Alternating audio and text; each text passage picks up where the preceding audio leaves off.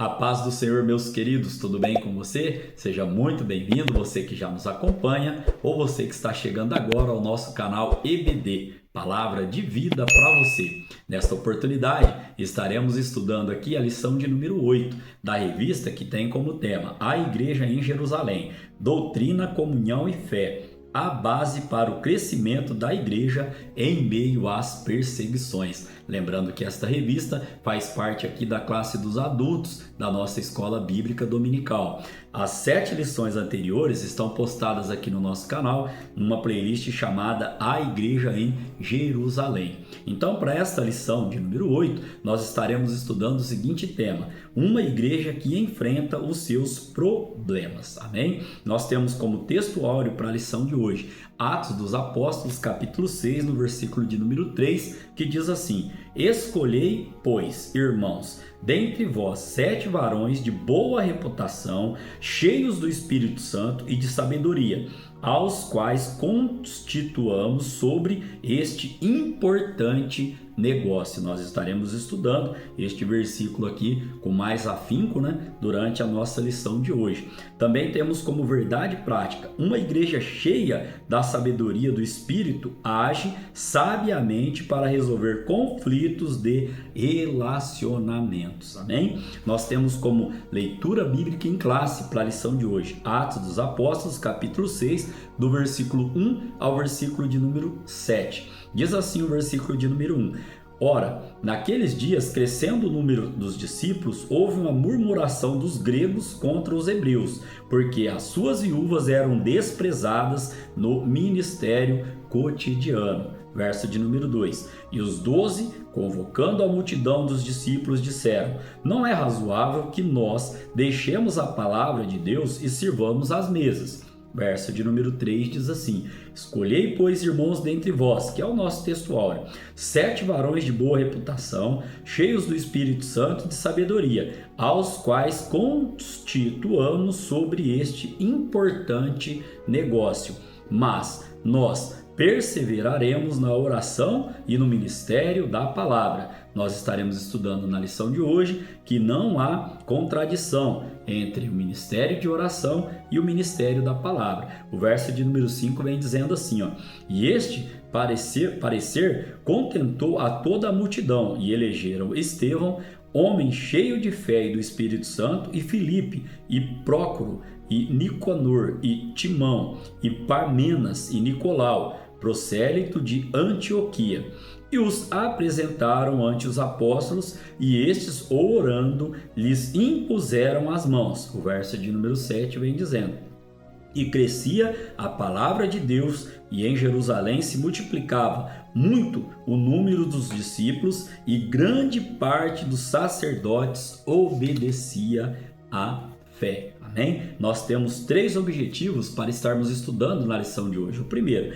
analisar as naturezas cultural e social dos conflitos enfrentados pela igreja primitiva e sua relevância para a igreja atual. O segundo objetivo que nós estaremos estudando, explicar a importância da organização e da distribuição de funções dentro da igreja para equilibrar as responsabilidades espirituais e sociais. E o terceiro objetivo, aplicar os princípios bíblicos de caráter, sabedoria e serviço na vida cristã e na atuação ministerial. Nós temos como parte motivacional para a nossa lição de hoje.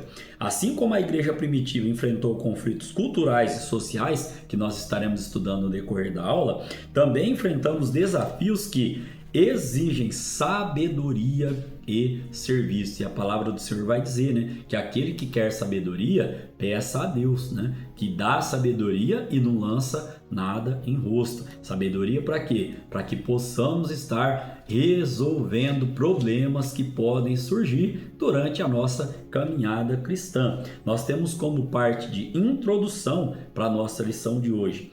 Nesta lição exploraremos a diaconia bíblica, um ministério essencial de serviço na igreja, que nos ensina sobre o serviço ao próximo. Na lição de hoje estaremos também vendo um dos conceitos para esta palavra diaconia. E nesta lição estaremos estudando 3 tópicos. O primeiro, a identificação dos conflitos. O segundo, a delegação de tarefas. E o terceiro tópico, melhor dizendo, que nós estaremos estudando aqui, seguindo os princípios cristãos. Amém? Então, todo tópico que a gente estuda, ele tem os seus subtópicos, né, que fazem parte do conteúdo aqui da nossa lição. E temos como palavra-chave, então, para esta lição, diaconia. Aqui ainda podemos trazer, nesta parte de introdução da nossa aula de hoje, que o que realmente importa no reino de Deus é a disposição em servir, independentemente do cargo ou tarefa, pois o serviço é a essência do trabalho na igreja. Então, se você participa, né, da limpeza da igreja, ou se você participa ali da liturgia do culto, diante de Deus, né, o nosso serviço está sendo valorizado. A Bíblia vem dizer que a recompensa vem do Senhor, não é o cargo que você ocupa, não é a função que você tem, mesmo porque não é nem a função e nem o cargo são nossos. Nós estamos ali para prestar serviço na obra do Senhor. Uma hora ou outra, Deus toca o coração do pastor, ele resolve colocar uma outra pessoa, talvez visando um outro lugar para você trabalhar ou dar oportunidade para outra pessoa. Então, o que eu costumo dizer é que eu, particularmente, não me apego com cargos dentro da igreja. Quem deu foi Deus, e se Deus achou que naquela hora ali, né, era o momento de estar dando lugar para outra pessoa, eu encaro dessa maneira. Olha só o que o apóstolo Paulo ele vai nos ensinar lá em Colossenses capítulo 3, versículo 23 e 24. Enquanto você estiver exercendo uma função, enquanto você estiver em um cargo que orientado por Deus, o pastor, né, ou seu líder colocou, olha o que o apóstolo Paulo nos orienta. E tudo quanto fizerdes, fazei-o de todo o coração, como ao Senhor e não aos homens. Olha o verso 24. Sabendo que recebereis do Senhor o galardão da herança, ou seja, a recompensa, né?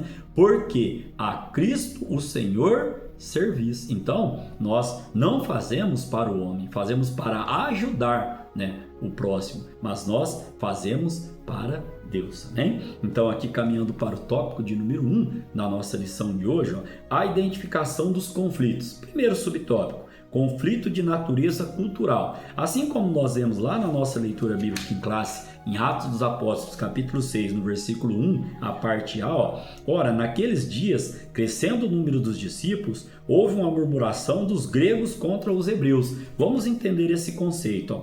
Aqui, Lucas cita um conflito entre os gregos e os hebreus, como nós acabamos de citar aos irmãos. E esse termo, hebreus, era uma referência aos judeus de Jerusalém, que se comunicavam principalmente em hebraico. Havia, portanto, uma barreira de natureza cultural por conta da língua. E aí nós vamos estar vendo aqui que nenhuma barreira, nenhum problema pode ser superior ao que? A realização da obra. A unidade da igreja não pode ser ameaçada por um conflito de qualquer natureza que seja. Olha o que diz lá em Mateus capítulo 18, no versículo de número 15. Ora, se teu irmão pecar contra ti, vai e repreende-o entre ti e ele só. E se te ouvir, ganhaste a teu irmão. Então, neste conceito aqui, os apóstolos, logo que eles tomaram conhecimento ali daquele problema ali, eles buscaram o quê? Uma solução,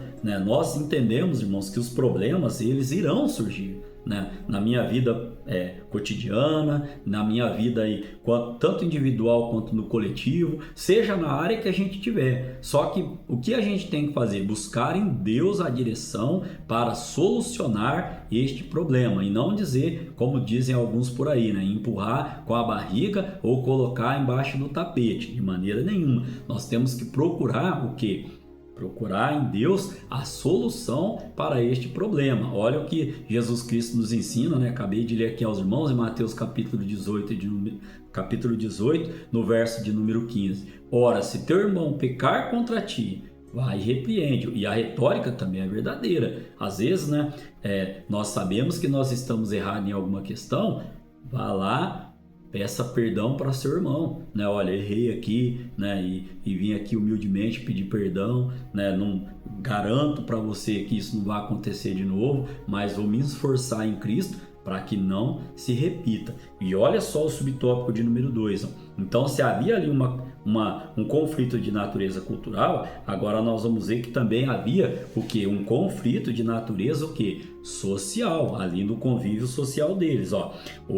Parte B do versículo de número 1 de Atos do Apóstolo, capítulo de número 6, diz assim, porque as suas viúvas eram desprezadas no ministério cotidiano. Por quê? Falavam outra língua, já havia ali aquela coisa do problema ali cultural, e agora, olha o social, fica evidente a natureza de um problema social e precisava de uma solução. E rapidamente ali, os apóstolos, então, eles foram resolver aquela questão. A igreja não é só um organismo, ela também é uma organização. Ela tem sua esfera espiritual, mas também a social. Aqui eu separei 2 textos aos irmãos para exemplificar que ela é um organismo e também uma organização. Olha o que o apóstolo Paulo nos diz em 1 Coríntios capítulo 12, no versículo 27.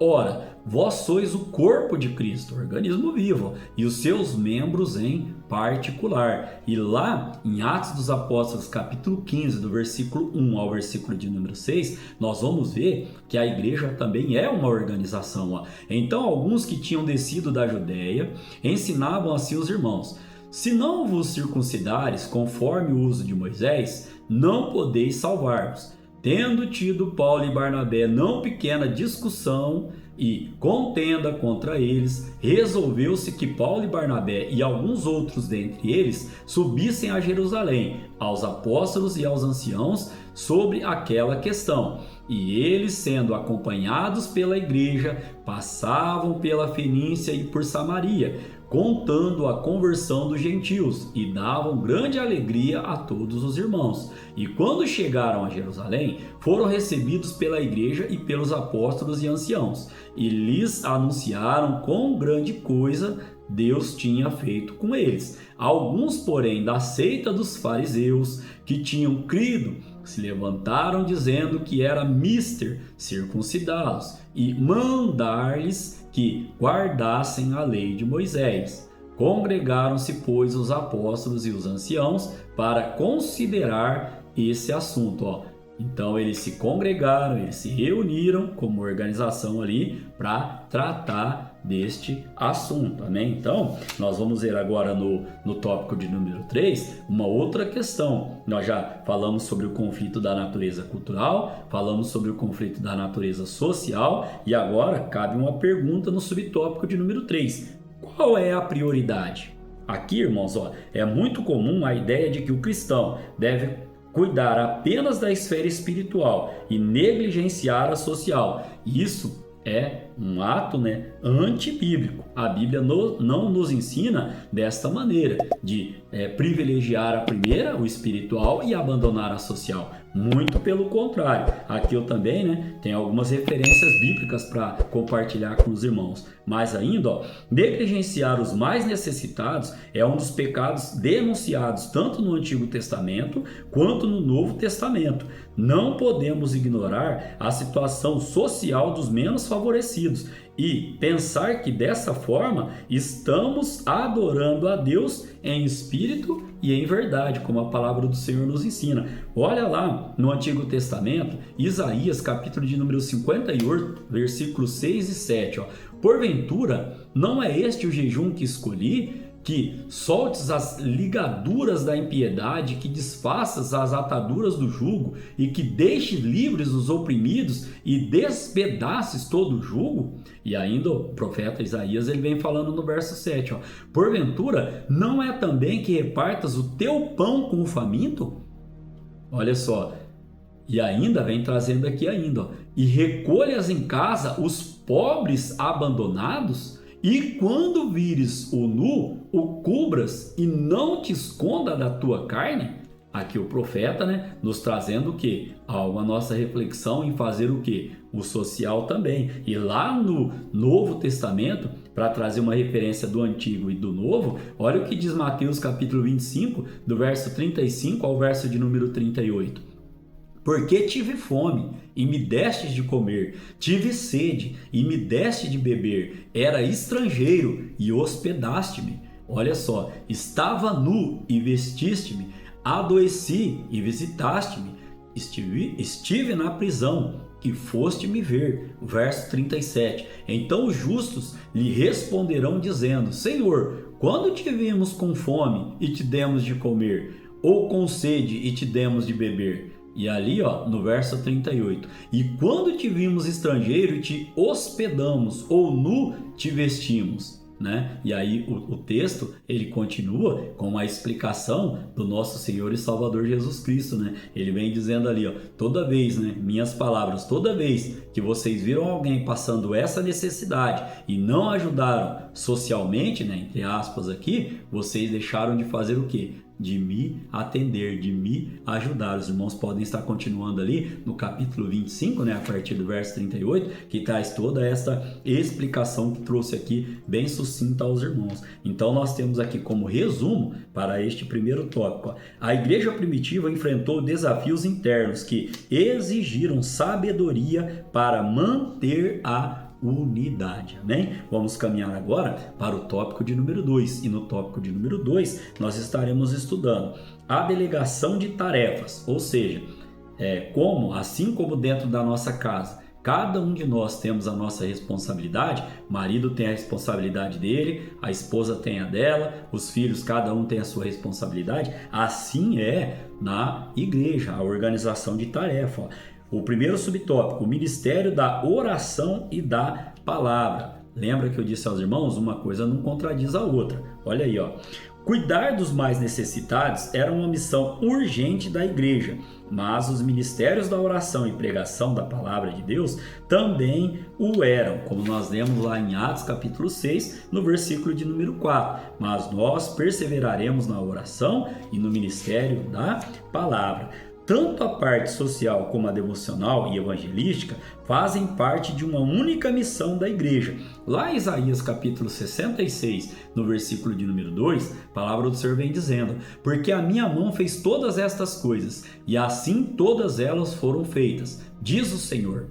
Mas para esse olharei, para o pobre e abatido de espírito, e que treme da minha palavra. Eu entendo este texto humildemente para o pobre, uma coisa, necessidade social, e abatido de espírito, necessidade espiritual, né? Nós também podemos trazer aqui ainda que neste contexto que estamos trabalhando, poderíamos dizer que são os dois lados da mesma moeda. Cuidar dos necessitados é importante. Igualmente importante é a oração e a evangelização. Marcos, no seu capítulo de número 16, no verso 15, a palavra do Senhor vem trazendo um versículo muito conhecido. E disse-lhes: ide por todo o mundo, pregai o evangelho a toda criatura. Né? Ainda caminhando aqui para o segundo subtópico, né? Diz assim, não há conflito entre essas tarefas. Que tarefas? O ministério da oração e o ministério da pregação da palavra. Vamos entender o contexto. Se a igreja ora e prega,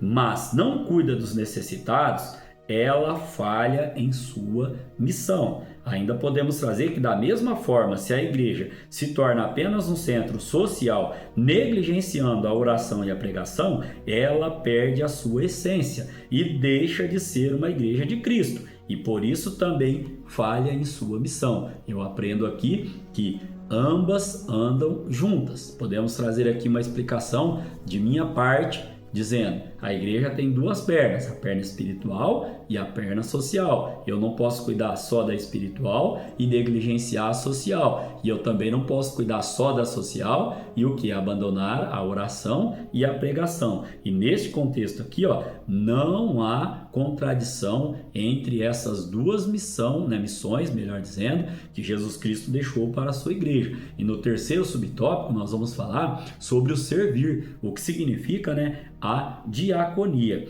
Lá em Atos capítulo 6, no versículo 3, que faz parte da nossa leitura bíblica em classe, nós já citamos várias vezes, este versículo aqui, inclusive é o nosso texto áureo. Vamos entender, A palavra diaconia tem a ver mais com a função do que com a forma. Assim, em Atos capítulo 6, o que está mais em destaque é a função exercida pelos 7 diáconos do que o cargo ou ofício ocupado por eles. Podemos trazer aqui neste contexto aqui, né, deste subtópico que nós estamos estudando, ó, que no contexto bíblico, a diaconia é um serviço especial, onde somente pessoas especiais, isto é, com qualificações bíblicas exigidas, podem trabalhar. Versículo 3 de Atos dos Apóstolos, capítulo 6, que nós estaremos estudando também posteriormente, olha só algumas características.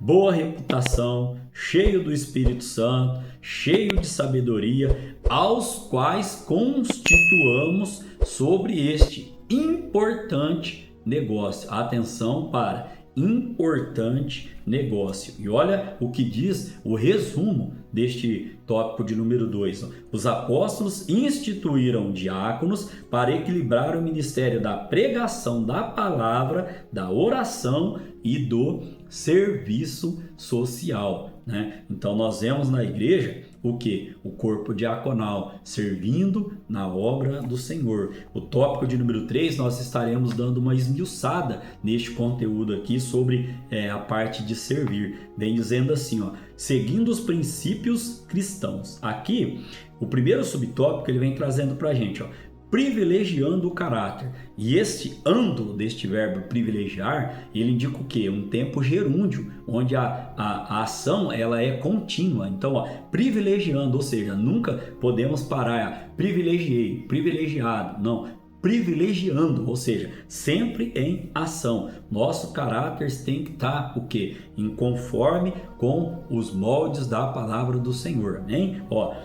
Nas exigências das qualificações exigidas para o exercício de diaconato, o caráter ganha o quê? Uma ênfase, ou seja, ele ganha uma importância. Num resumo sucinto do que é caráter, em minha opinião, caráter nós podemos classificar como, conceituar, melhor dizendo, como aquilo que nós fazemos quando achamos que não tem ninguém olhando. Então, neste quesito ainda, nós podemos trazer aqui, que essa palavra, né, uma dessas características do verso de número 3, que era o diácono ele ter uma boa reputação, significa o quê? Ter um bom testemunho, dar testemunho. Quer dizer uma pessoa autêntica, honesta, correta e que não negocia valores para exercer a função da diaconia, né? E neste caso aqui, nós ainda nos lembramos agora, pelo Espírito Santo, sobre Jó, homem íntegro, reto, temente a Deus e que se desviava do mal. Então,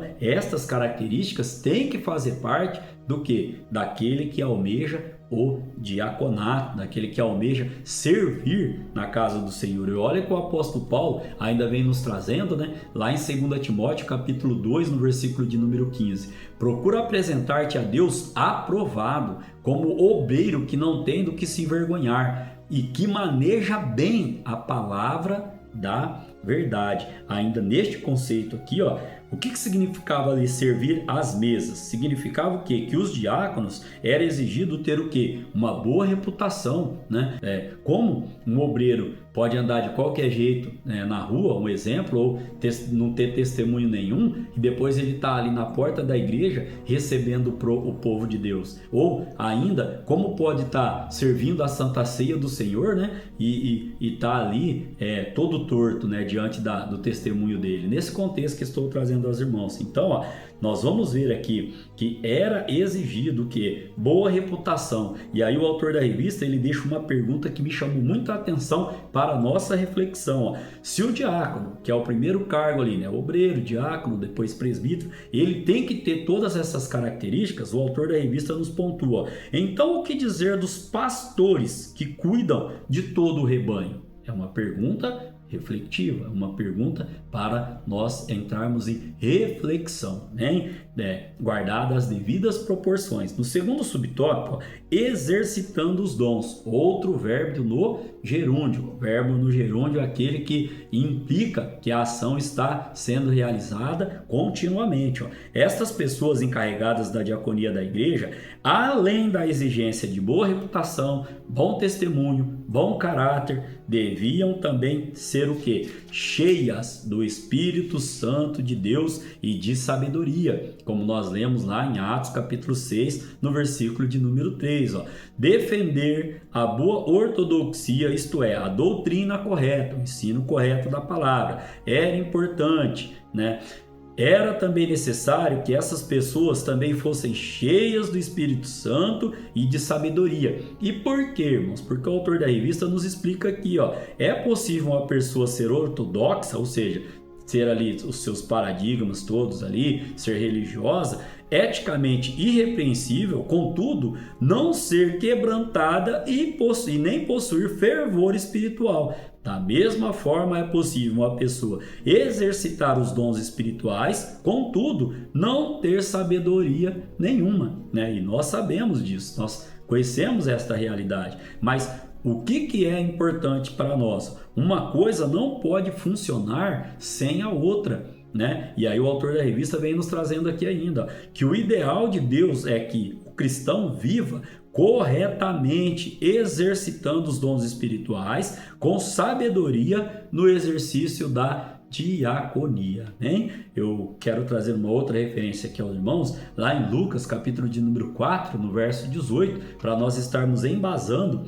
o que o autor da revista nos trouxe aqui, O Espírito do Senhor está sobre mim, porque me ungiu para pregar boas novas aos pobres. Ele me enviou para proclamar liberdade aos presos e recuperação da vista aos cegos, para libertar os oprimidos. Então, uma coisa não funciona sem a outra, ou seja, temos que ter disposição para o trabalho, vamos falar assim, braçal, servir às mesas, mas também, importantíssimo, termos disposição para sempre buscar dons espirituais, batismo no Espírito Santo, para que possamos também ter autoridade na pregação da palavra, na oração, né, no diálogo ali que nós temos com Deus. O resumo desse terceiro tópico que ele vem trazendo: a escolha dos diáconos seguiu critérios espirituais, destacando caráter, fé, compromisso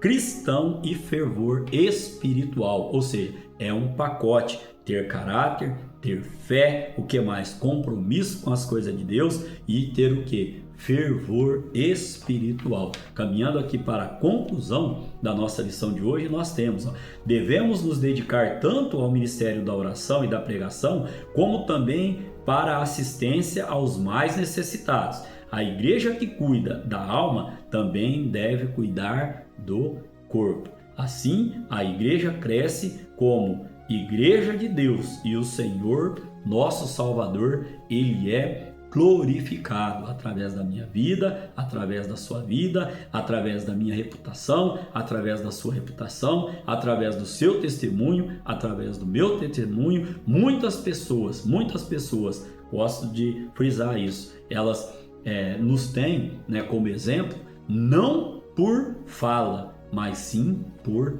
vista. Que Deus em Cristo Jesus continue abençoando você, continue abençoando a sua família, continue abençoando o seu trabalho e o seu ministério, em nome de Jesus. Querendo Deus, estaremos aqui para estudar a lição de número 9, que terá como tema uma igreja que se arrisca. Amém?